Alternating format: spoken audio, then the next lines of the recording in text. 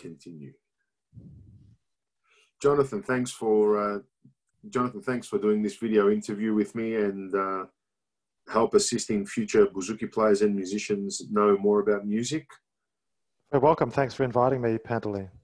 My pleasure. Tell us a bit about yourself and what it is you do. Well, I consider myself a multi-instrumentalist composer. I'm a musician. I don't really categorize myself beyond that. Though some people might know me as a trombonist, others might know me as a bung tabla, other people might know me as a composer or an educator. You know, we're human beings, so we're multifaceted, and I've also been around a few decades like yourself, so I've gathered a few different skills.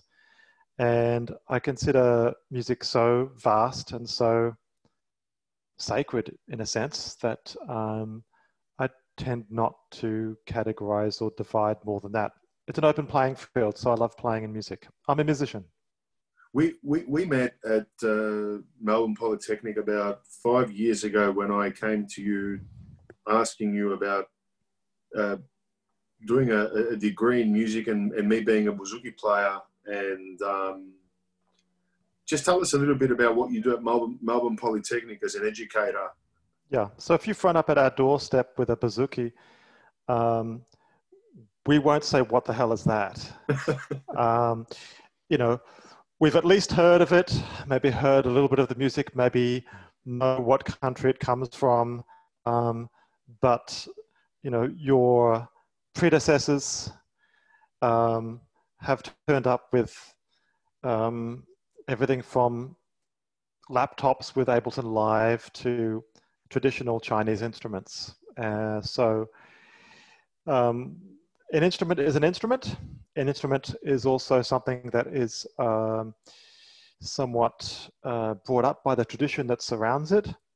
And all those traditions are meaningful, equally valid, and present a similar range of challenges to every other source of music, but also some very interesting idiosyncratic differences, which is something that the whole Bachelor of Music team are very passionately interested in. So we would say to you, well, there are certain fundamentals of music that you could probably say are universals, but you wouldn't be coming to us if you weren't probably English speaking, even if it's a second or third language, and you wouldn't be coming to us if you didn't realize that we're, you know, standing in sort of an immersion of what principally is a Western tradition. And so you would have heard of Western European art music, you would have heard of jazz and rock and roll, and it's quite possible, therefore, that you know just about at least as much about, you know, this music as we do about group music. So there are some assumptions there. So yeah, we would welcome applications from people from all traditions. What it comes down to is how serious they are about extending themselves and learning about what we're passionate about and want to teach. Well, what I really liked about me coming into Melbourne Polytechnic and meeting yourself, Adrian Sheriff, Anthony Schultz, and then later on Eugene Ball, Adam Starr, was the comfort. It wasn't sort of I wasn't met with sort of walls. I was met with bridges, if you like.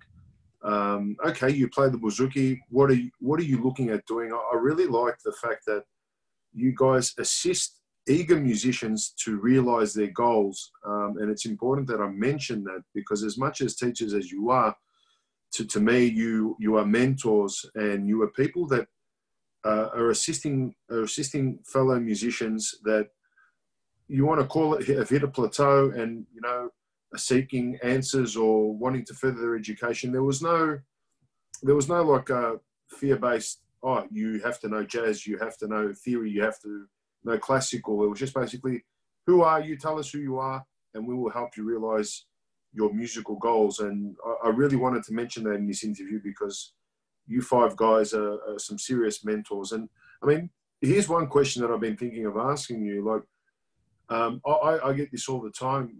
You know, other musicians say to me, look, I've been a working musician and I know my majors and my minors. And why would I do a course? How does this course help me? What would you say to that, to those people? Oh, we just mentioned a whole range of things, and I think they all interrelate. The first one you mentioned was this plateau in your career. You know, when the learning stops and the discovery stops, you find that the comfort and the safety and the strivings, tends to take over, to stop as well. So those are moments in one's careers where it takes a new, fresh approach, a fresh stimulus, and this is all backed again by the thing I was mentioning before about this music being not just sort of universal, but also kind of never-ending. We're all actually students. So yes, I'm your mentor and you're mine in a sense, and that's what I say about all my students. We learn from each other. So the plateaus, I think, can be rectified by anything that it can take to make one feel like a beginner again. Well, that's where the learning takes place, doesn't it?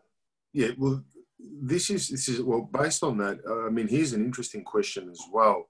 That I guess with working musicians, and I'm talking about predominantly European musicians, and I say European because we have Italian musicians, we have Greek musicians, we have Serbian musicians. We have a wide range of students that are doing the course. And I guess when we speak to the guys that are working and they're not furthering their education, like I'll get something along the lines of this, like, I work in European bands and I don't play English music. Why would this course help me? Well, it'll help you learn. I mean, if your goal is to continually advance yourself and to retain that level of inquiry and engagement with the music that makes you lose the sense of self, and then this other thing takes over, whether it's the commune of the people you're performing with or for, or that other just truly sonic experience, which of course also helps take us to another place, then that's the thing, isn't it? So we've all met sort of leathery old musicians that sort of do what they do really well, but don't actually extend themselves anymore, and that's fine. But they're no aspiration. They're no inspiration for us younger people. So I've also seen, just to finish that sentence, the opposite. We've all met people, that octogenarians that behave, talk, think like young people.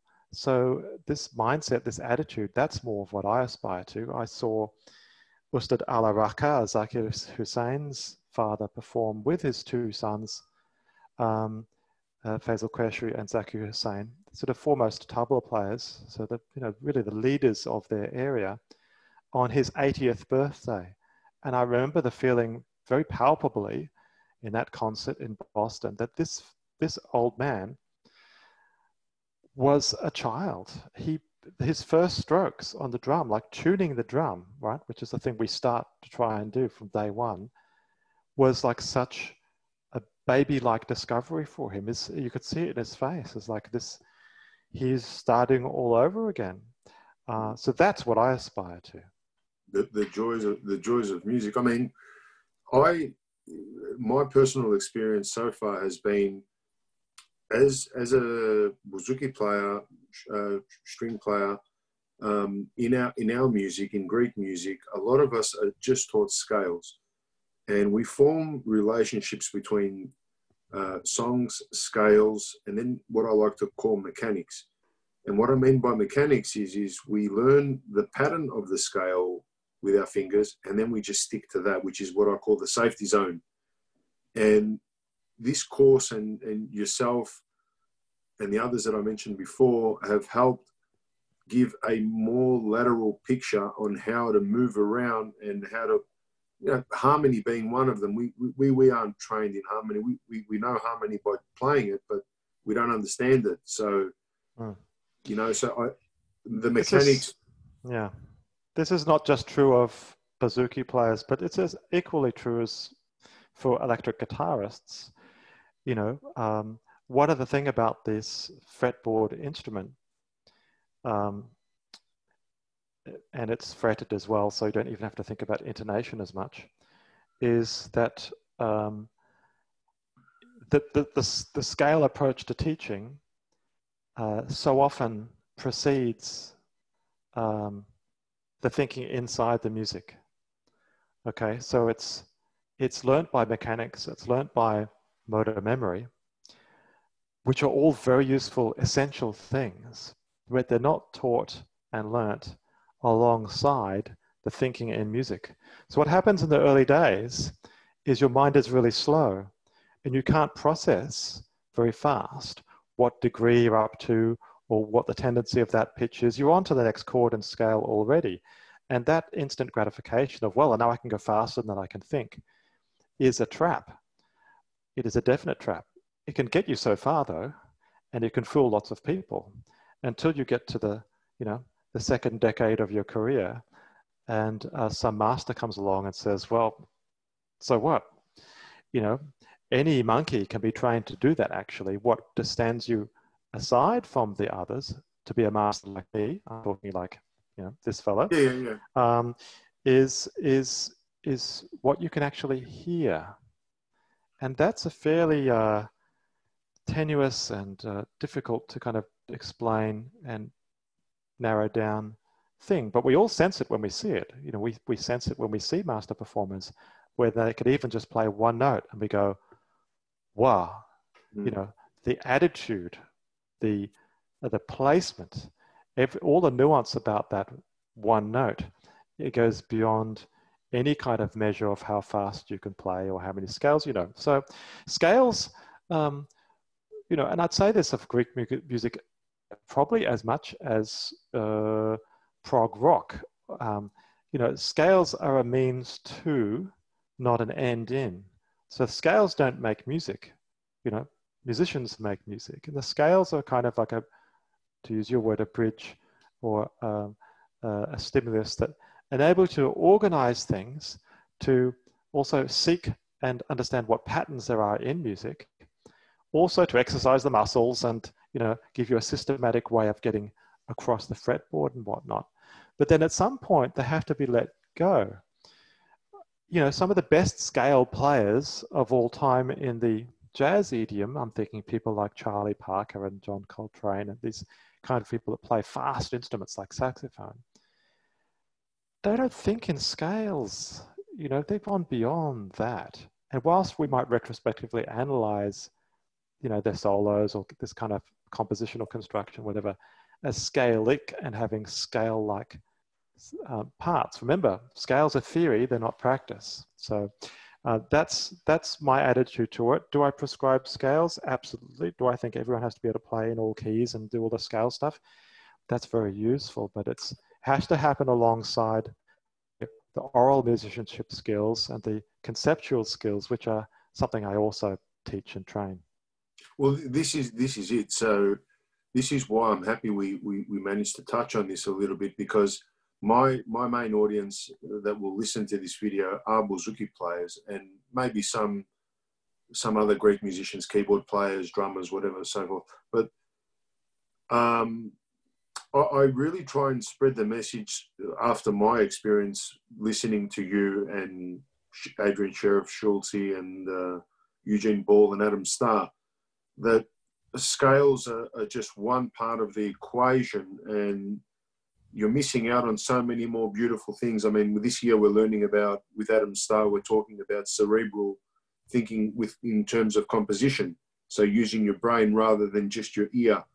And bouzouki players are prone, if we pick the Phrygian scale, which is very popular in Greek music, you know, they would not move out of that safety zone. So your 7 notes, they would stay within that. And I'm just trying to sort of get you to grow your response in terms of how wonderful it is when you know that you're in Phrygian mode and how many other possibilities there are with just applying a single chord within Phrygian mode and where you can go. You know, like that's. I mean, like another thing that people would say to me is, I don't have any musical theory experience, and I'm worried I won't be able to understand the course. I mean, I was one of those people. So, what would you say? What would you say to someone like that if they said that to you? Yeah, we hear that, and you know, definitely music theory for the ones that are well practiced. You know, across the 5 different portions of the assessment that we have in audition, music theory can often be the weakest. Sometimes it's oral part specifically, and most of all, it's very often the reading of notation that is the weakest, and people express that as being a worrisome impediment to them proceeding in study. To which I respond, is that all you're worried about? You know, it's actually a easily circumvented inconvenience to learn to read. And I'll use analogies, you know, about how they themselves probably learned to read when they were young children. They didn't do a course in it. They were given books and they just did it and practiced every day. And you practice 2 or 3 minutes every day and you can teach yourself to read. In a very simplistic way, that would be my answer.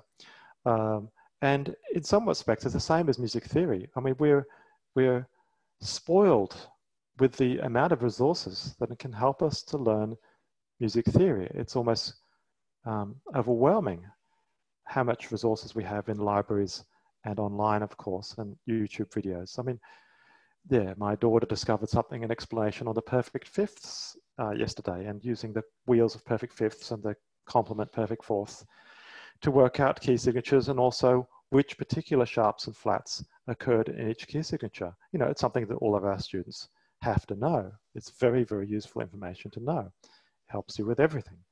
And this explanation was diagrammatically really clear. It was really right on. I felt like I was learning something again from, you know, 40 years ago, watching this video. And that's just something that I randomly kind of stumbled upon. And kind of learned something from, in a sense of, well, that's another really clear way of explaining it, which once again places me in the position of student once again, which is a wonderful thing. So, you know, my answer to that is, you know, knowing your major scale and all its modes puts you in a very good stead for learning a lot of music theory, because so much of it comes back to reference the major scale and its structure. You know, that is so much of a basis of Western harmony, of all the church modes.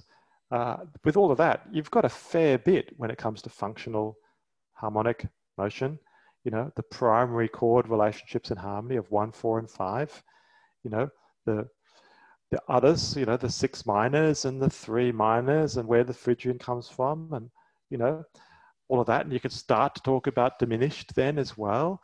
So it's a really resource-rich place to start if you know it really well. The next thing we go to is the other scales. And of course, with melodic minor and harmonic minor, you begin to go into jazz more. And those 3 of them together will take you quite some distance. What would you say if there's someone that works full time and really wants to do this course and explore their musical options in their journey? Is there part-time study available to do this course? Yeah, of course. Of course there is. You know, the less subjects you do, the longer it takes you to proceed. A part-time student can enroll in any number of subjects from 1. You know, there's advice that we would give an entering student about what the ideal number is, or which particular ones will be good companions for each other to progress you through the course and also to progress you with your peers. But also it comes down to pragmatic things such as timetable and availability. So, you know, and also finances, you know, whether people have to take free help with the government support, and they have their threshold of 75% enrollment.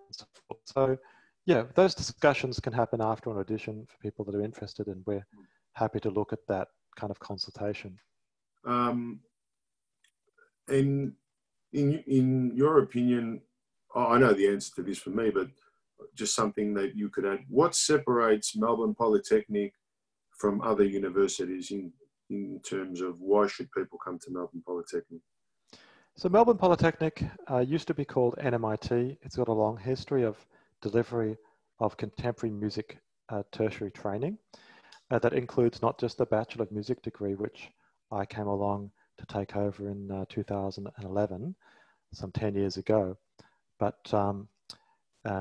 it also has the advanced diploma and diploma courses.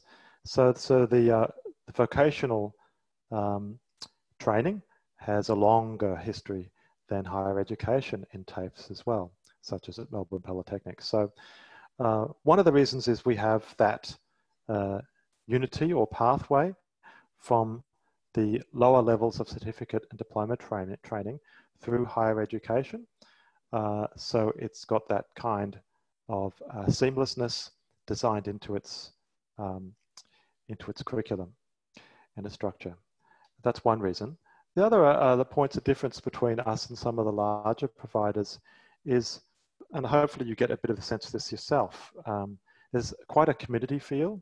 A community feel was one of the first things that I noticed when I arrived at Fairfield campus in 2011, that people quickly get to know each other and look out for each other and know each other by name, and that the teachers are not inaccessible. I mean, the fact that I'm talking to you on Zoom from my kitchen right now is some testament to the fact that you're able to converse with me, and similarly me with you, and therefore to get to know each other. You know, if we're going to, you know, help each other, it helps to know what people's sort of background and experience and what drives them. You know, those sort of factors are, and that's something that kind of tends to get lost in larger communities as well, where you become more of a member of a larger class. And just to finish, I think the curriculum itself is something that is sort of defined by the people that deliver it, who you mentioned previously. We've put our heads together and really thought about what we think we can cram into this course that are most important things to train a budding professional musician. And there's limited time, of course, there's always realistic things like that. But I think we've maximized the components, and they are oral musicianship, which strand through the entire degree, 6 semesters, arranging and contemporary theory skills, which also similarly are core, which go through the entire degree. The ensemble program of playing with other people is absolutely salient when it comes down to professional courses. I mean, I know there are professional bouzouki players that probably play them by themselves, but most of all, you play with other people, even if it's a small ensemble. And that's true of pretty much every kind of music, you know, we have, especially the contemporary Western kinds. So playing with other people in a contemporary setting, as well as an intercultural setting. And here is one of the big points of difference is a core requirement, once again, throughout the entire degree, are people participating in both Western and non-Western traditions. So everyone does Balinese gamelan, everyone does a Georgian choir, everyone does South Indian percussion rhythm, and also have the options to do such things as a Brazilian ensemble or a tango ensemble or whatnot. So we have these themes that sort of rotate, and sometimes we invent new ones, or sometimes the students come up with new ones that give people an opportunity to appeal to that customization you're talking about at the beginning of the interview, but also to help us help expand them. So it's about combining style deepening with also style breadth. If we can get a bit of that happening, then you are outside your comfort zone and you are going to learn. The third quarter is, of course, people's major. People decide that they want to play the bouzouki. You know, that's what they've been doing, for example. And so we help them with that principal study with a teacher, with performance opportunities, workshops and recitals and this kind of thing, performance platform. And then there's an academic strand, as you would expect in any higher education qualification, where you learn how to critique, research, contemplate your context in music, and learn a bit about the music industry and all that contextualization stuff is not just there because it has to be there, but also a primary force. You know, young people so often think, well, why can't I just practice all the time? But once again, like I was saying before, it can ultimately become an impediment if you don't engage cognitively, you know, reflectively with why you're doing what you're doing and how what you're doing stands in historical context and all those kinds of things. So we try and open some doors in that department as well. The other last difference is we can also take composition majors like yourself, people that want to do composition but are also performers. We see them as not mutually exclusive because once again, us as the course lecturers, the leading teachers of the course, are all composers and performers and see those as complementary and essential in this day and age. My sort of experience so far to what separates Melbourne Polytechnic to other universities just from an outsider, because you guys design and implement the course, is again, touching on the second point you made, is that family and community feel where no teacher is unapproachable. And I've found that I ask teachers that are not even teaching me, you know, various questions about music, and everybody's there to help. You know, like, I don't think there's a student at Melbourne Polytechnic that can turn around and say that, oh, there are no resources here that will assist me with a question that I have. I haven't seen that yet. And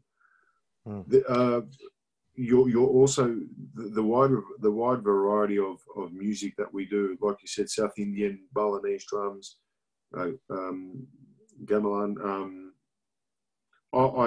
I didn't even know that those things existed before I started the course, you know, so it's helped me.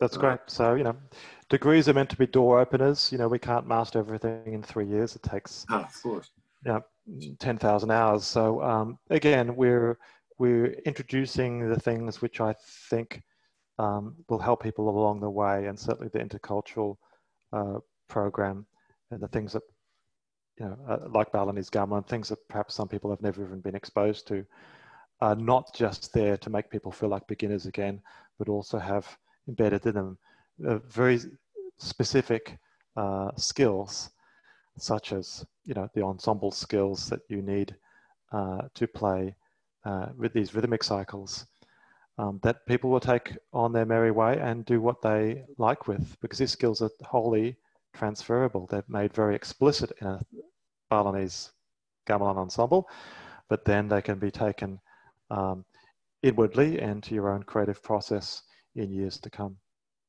The last thing that I'd like to sort of, it's more of a discussion, not sort of much a question, but this is something that I anticipate a lot in the music world, and it's usually by musicians that have no theory experience, no, they've done no reading, no studying. They've just, everything they've learned has been on the job and through their practice, through scales and listening to repertoire, you know, just building up their repertoire with songs. This is from a Greek music perspective. You know, I constantly get told that those who read music play music without feel. How do you feel about a statement like that? I don't tend to trust these kinds of generalizations. I don't go around saying, you know, I was almost about to say something racist, so I probably shouldn't do that. But, you know, they just don't compute with me. You know, all clouds are rain clouds. I mean, it's as inaccurate as that. You can't generalize in this way. You know, I'm not going to waste the next half an hour of an interview listing all the master musicians that know how to read and learnt to play Beethoven sonatas from the printed score initially, perhaps went on to memorize them eventually. So that's not the question at all. Once again, the question comes back to what I was saying before about what's going on up here in the learning process and in the moment of delivery, where is the mind? Where is the attention? Where is your intention behind the whole process of doing this? And as long as you're honest and clear about that, it's perfectly fine. If all you want to do is rattle off all the major and minor scales as fast as possible, and that's your goal, and you're getting close to achieving that and therefore feeling some level of satisfaction, then, you know, I'm not here to change or even question that, but I wouldn't go to listen to it. And I probably wouldn't do very well with a student that had that as their fixation. You know, I try and encourage and inspire something else. But as you know, as a teacher, you need someone to come to you and ask the question and say, why this? I don't understand that. What's it? There needs to be some level of yearning, of seeking beyond, you know, and that's what good students are. It doesn't really matter how they play, what they play. It has to be that seed of inquiry and questioning in them. I remember day one when I had Anthony Schultz for music theory, my first year. Half of my musical repertoire was answered with one concept, or I don't know what it's called, but Anthony drew up the circle of fifths, and I was gobsmacked from there because it just created so many relationships into so many of the songs that I play have that simple formula 4-5-1 in Greek music, the older stuff, which is from your 60s, or sorry, from your 50s to your 80s, around there, that repertoire. And just the circle of fifths alone, from a relationship point of view, blew me away. That was day one. And it was like, well, all your mechanical speed, your scale knowledge, your ability to move within strings was just, okay, that's great, but this is why it's happening. You know, it was just for me, it was a mind-blowing. As I might show how simple I am, but it was life-changing musically for me, because now I use the techniques that you guys teach over there, and that is applying, you know, 30% of everything, you know, your scale experience, your practice, your harmony, and your melodic laws, whatever you want to call them, all that information, all that theory that you guys teach, and how it's simplified such difficult music. You know, it just makes you want to practice more, to be quite honest. Well, that's good. That's great, and it's great that the Circle of Fifths has had 2 plugs today. You know, so Anthony Schultz stole my thunder, but frankly, you know, it goes back to, of course, Pythagoras and these polymaths who actually came up with temperament and these kinds of theories. So we are really standing on the shoulders of these great humans from past eras. And you mentioned another really key word with all of this in learning, which is just that word of relationship. And if we're able to show you something you already know with a new set of relationships, then you are learning, you know, and that's a wonderful thing, being a mature musician like you, because you've got all this stuff you know really well, and then we've just sort of put another spin on it. And that creates almost an explosion of new perspective as a result. It's not like you're learning, you know, tonic dominant and subdominant for the first time. You've already done it a million times before in all keys. And so all of a sudden these new relationships are making a new kind of sense to you. Yeah. So those penny drop moments are wonderful. I love them. Yeah, like the thing that disheartens me when I teach kids, or even people that have been playing bouzouki for 20, 30 years, if I told them to tell me what a major third is, they wouldn't know what a major third is. If I asked them to, you know, interval, what's an interval, they wouldn't know. And this was a recent experience of mine when a student came to me who could play you very difficult things, but did not know his major or minor. Like, he knew the sound, but he didn't know how to define them.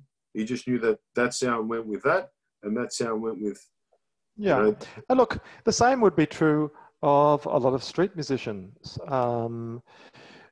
You know, there'd be Delta blues guys in Mississippi that are master fretboard players in their idiom, who also similarly would not know an interval if it was named and fell on their head. That in itself, to be my own devil's advocate, is not a basis for judging their musicianship. Okay, but once again, what is the journey that this young fellow is on? What's their aspiration? What's the intention behind these notes? Because it could be possible that a child prodigy that knows all the repertoire at the age of 10 and can play at blistering speed won't feel very much from the music, you know, even in 5 or 10 years, and might end up being a tax accountant. Again, not that there's anything wrong with that specifically, but what is their intention? Does it align with their goals? Do they just give up because they have no enjoyment anymore? They're not learning anything anymore, and they're just bitter actually by the whole process. And music's not supposed to be like that. So, you know, hopefully someone that has that kind of what we call talent can harness it for greater good and actually make everyone, including themselves, feel excited, consoled, whatever the role is, entertained for decades to come. You would hope so, someone with that facility. The other thing is just to finish that, you know, this thing of intervals, whilst it is universally accepted as a very primary thing, the space between two notes, it doesn't matter what intonation system or temperament it's in. Though important, the labeling of it is, you could say, you know, how we label it is Eurocentric, and you almost could say arbitrary, you know, because it's assuming that people play in major scale and major scale derived things. So that in itself is not the problem. So it doesn't matter if you name the intervals in a different way, but I believe it is true that if you're going to be thinking in music and thinking about music, especially in communicating your thoughts to other people, you need a language to do that. And of course, the intervallic system that we have from the diatonic system is a very good way for all things Western derived. I really appreciate that you just answered my my question or topic of discussion by saying, well, you're saying that by learning, I was asking you if you learn music and you read music, you're not a field player. Yet when you don't understand music and you're playing positions and playing faster, it's kind of the same thing, just in a different way. Yeah. So, yeah. It's a bit like the patient that drinks 10 cans of Coke, smokes 6 packs of cigarettes every day, eats crap packaged, defrosted food every day, then goes to the doctor for some medicine and says, no, the doctor, I can't take that. I think it's got side effects, that medicine. A bit hypocritical, eh? Yeah, of course. Yeah, I get it.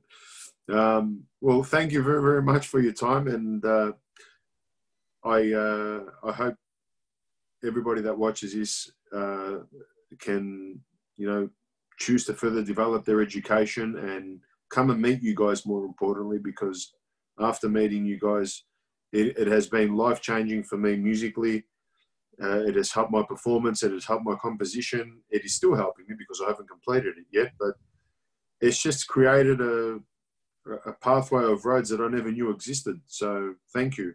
That's great. Well, we're very happy to help you and people like yourselves, and everyone keep safe. And once this pandemic is behind us, we'll look forward to performing for each other again and seeing each other in person. Thanks, Jonathan. Thanks, Pantelis.